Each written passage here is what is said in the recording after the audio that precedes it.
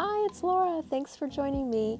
I'm so excited to share with you one of my favorite parts of a baby lock embroidery machine on the higher level capability. It's called IQ Designer.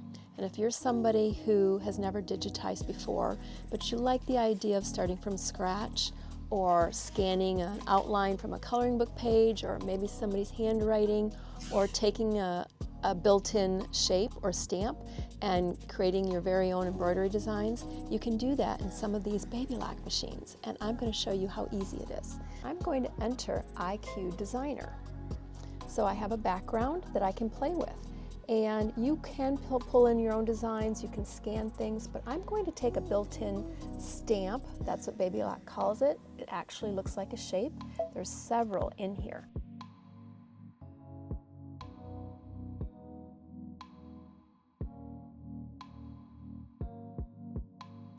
I'm going to say OK, and then I'm going to take this artwork here and create stitches, create it into an embroidery design. I am going to put a fill pattern in here. So you might wonder what a fill pattern is. This is a great example of choosing a shape or stamp, putting a background, and adding an outline. Here in this little quilt piece, I have a background fill. And go into the fill properties. This is the little settings page. Of course, we have zigzags and stippling, but I want more options. So I'm going to go to that last icon.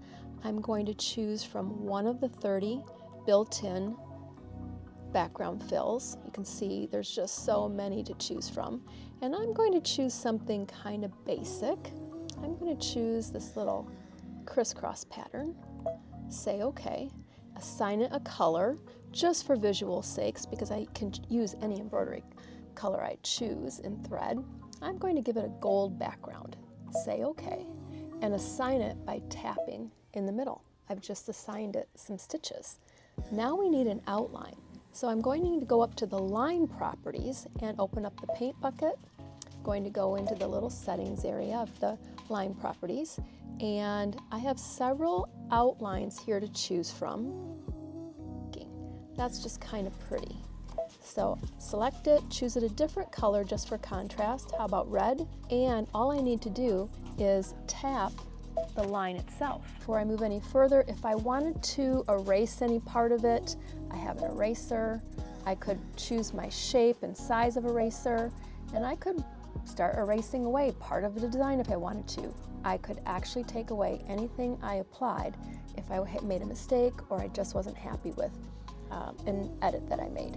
And I have even more editing capability. I could size it depending on what part of the design I'm looking at, and I could choose to size the background fill design smaller. I could change the angle, and then if I want to go to the line property, which is the candle wicking, I could increase the size of that, space them apart. And there we are. I changed the angle of the crosshatch, and I made the stars bigger and spaced more. So quick, so easy.